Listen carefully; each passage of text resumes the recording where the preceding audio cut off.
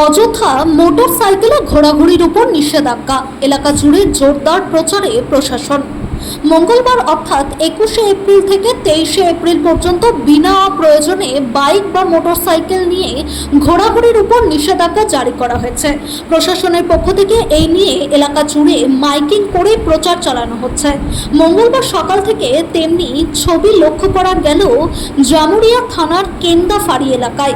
এদিন কেন্দাফাড়ির পুলিশ আধিকারিক সাথে কেন্দ্রীয় বাহিনী মাইকিং করে এলাকা জুড়ে প্রচার চালায়। নির্বাচনকে কেন্দ্র করে আইন শৃঙ্খলা বজায় রাখা ও কোনো অপ্রীতিকর ঘটনা এড়াতেই এই পদক্ষেপ নেওয়া হয়েছে বলে প্রশাসন সূত্রে জানা গেছে।